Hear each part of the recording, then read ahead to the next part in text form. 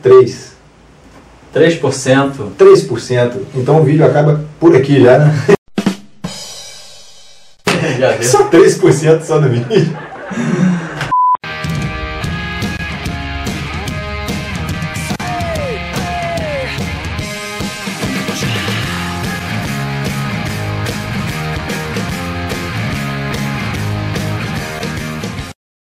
Salve nerds! And Dicks! Sejam bem-vindos a mais um vídeo no canal Papo Nerd e dessa vez nós vamos falar de...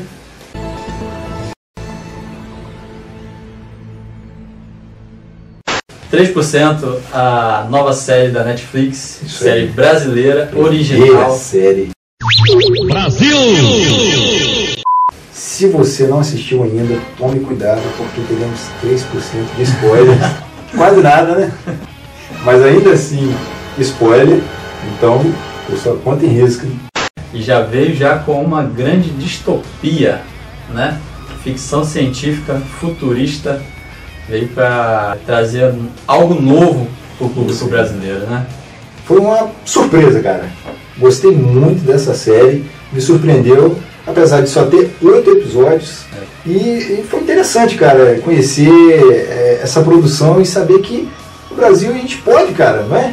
A gente pode fazer coisa boa, né? É verdade. Isso, se a gente tiver, claro, assim, recursos chegando junto, né? Isso aí. E a Netflix tem mostrado que tem recursos, É verdade. está disposta a apostar em novidades. Então vimos que 3% foi lançado no YouTube, o piloto. 2011. Né? Isso aí, com alguns episódios, com trechos, né, do episódio piloto. A ideia central é basicamente o que está na série, né? Houve algumas diferenças, mudanças de atores, como todo piloto. Mas a série na Netflix veio bombando, que trouxe atores que a gente já conhece, alguns atores desconhecidos estão começando, muita gente nova, tanto na profissão quanto em idade, né? Isso. E trouxe um tema interessante. Algumas pessoas na internet falaram que é uma mistura de Jogos Vorazes com Elysium. Ou com, assim, malhação, não é? Mas é interessante que a primeira temporada de 3%, que trata de um mundo futuro, né, pós-apocalíptico, e existe um grupo, né, que mora no continente e um grupo que é a elite que mora no mar alto.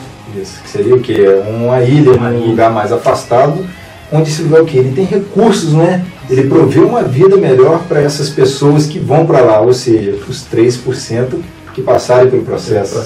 Então, o interessante é ver o processo, né? Como que eles realizam o processo, as provas, como que eles analisam e julgam cada participante. Isso aí. Você é o criador do seu mérito. A gente vê essa frase várias vezes no decorrer dessa primeira temporada. E a gente vê que a forma com que os candidatos vão sendo tratados e vão se classificando não necessariamente significa que seja uma forma honesta e justa, não é? Isso aí. Isso foi mais uma surpresa pra gente.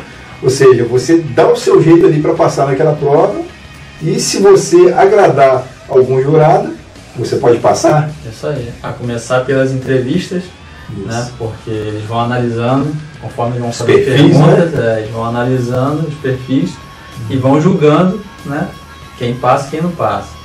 Nas provas, né, é possível burlar, né, a regra, desde que a forma como é feita mostre que você tem aptidão, né, para poder passar por... Ou seja, que você pode corresponder a um quesito que seja assim, interessante a esses 3%, não é?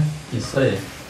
Agora, como existe duas classes, né, a dominante, né, a elite, e a classe miserável, pobre que vive no continente e passa por todo tipo de situação, existe aqueles rebeldes, né? Existe um grupo rebelde revolucionário chamado A Causa, que luta contra esse regime, luta pela igualdade entre todos, né?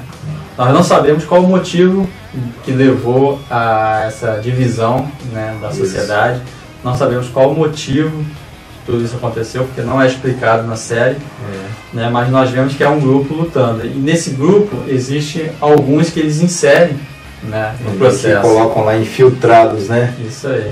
Para que eles possam, talvez, acabar com isso, trazendo informações ou agindo como a causa designar, que também não é mostrado para a gente.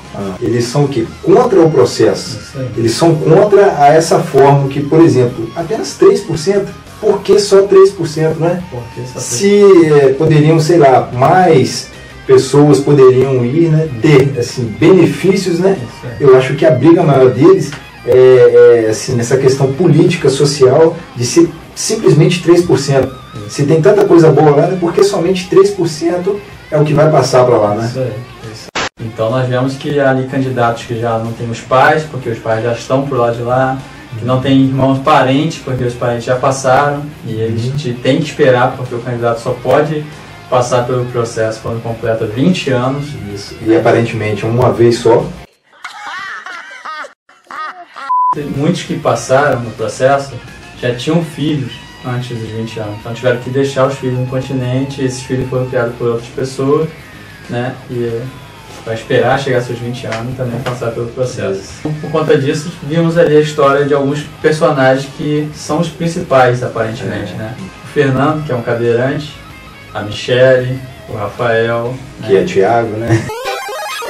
Que é Thiago, a Joana, né? Personagens interessantes, né? Que passaram no processo, cada um com as suas histórias, passaram pelo processo. E também o Ezequiel, que é o responsável pelo processo, né? O líder da equipe que coordena todo esse processo, né? A gente viu que no começo lá eles já avisam que é o ano 104 do processo. Isso aí. E o Ezequiel já está há um tempo fazendo o processo, né? Isso aí. Ou seja, a gente não sabe como isso começou, só que culminou nessa divisão da sociedade, onde esse processo pode ser uma chave para uma vida melhor, né? Isso aí.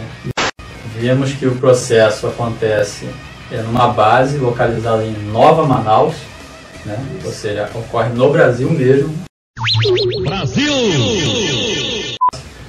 E vimos também que o Ezequiel, como responsável por toda a sua equipe, ele que elabora as provas, né? Eles que elaboram toda a forma como vai ser o processo dos candidatos, vimos que ele está sempre em contato com o conselho do Mar Alto, né?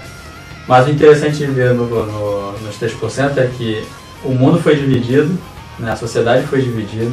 Existe uma sociedade que vive com tudo do bom e do melhor, sem doença, sem problema, sem nada, e a outra uma situação muito precária.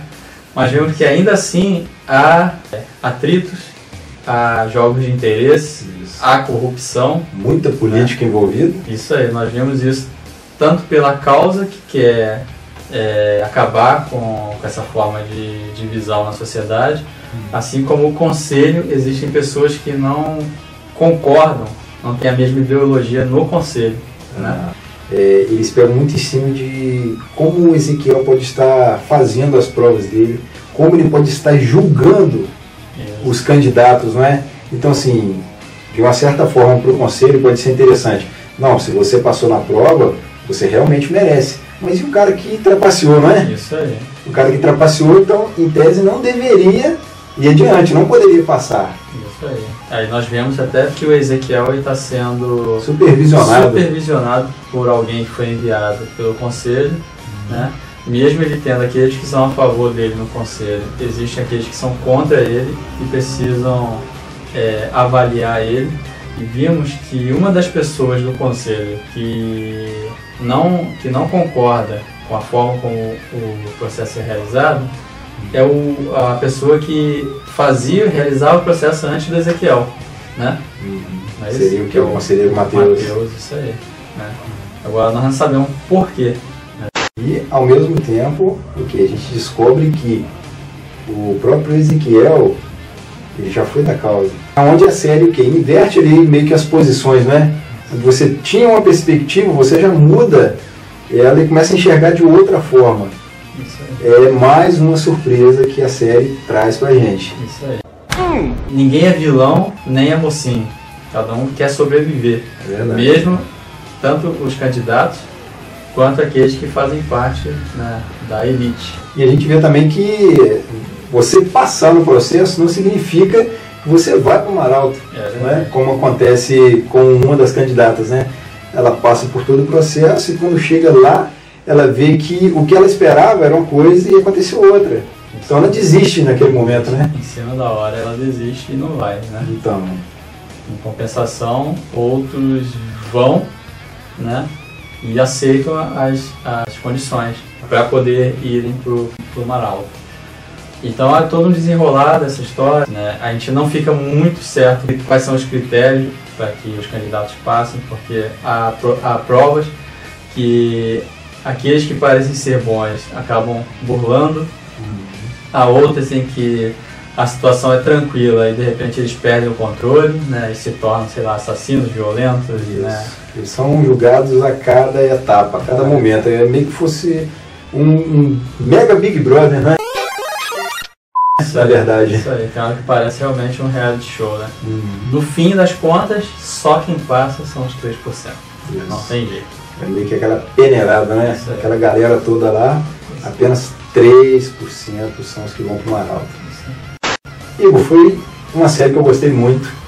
Também. Assim, não teve show de efeitos especiais, mas o que a série trouxe, né, me agradou. Eu fiquei assim satisfeito e para começo, né, cara? A trama é muito bem amarrada. A primeira temporada não vem para responder as perguntas, então veio só para mostrar o que é o 3%. E isso é legal, porque tem coisas que não precisam de explicação. Né? Basta você ver e pronto. Né? Eu acho que assim, a chave, né, do sucesso para distopia, para ficção, é você dar ali aquele mundo pós-apocalíptico, você introduzir o espectador naquele mundo sem explicar o que aconteceu de fato, né, detalhe por detalhe. Deixar ali nas entrelinhas, muito mal uma pista. É verdade. Porque aí a série acaba se tornando uma grande metáfora pra gente. Cada um analisa conforme entende, né? Conforme vai se adequando à série. E eu gostei. Foi a primeira série brasileira na Netflix, ó. Tô ansioso pela segunda temporada. Esperamos aqui, né? Talvez com mais episódios, né? Isso aí. Tomara. Então esse aqui foi o nosso balanço aqui, não é? Nossa opinião sobre 3%, primeira série brasileira na Netflix. Isso aí. Então, se você gostou de 3%, curte aí o vídeo, assina o canal e compartilha, beleza? Até a próxima. Valeu. A trama é muito bem amarrada. Não O que foi isso? Alguém arrastou alguma coisa aí.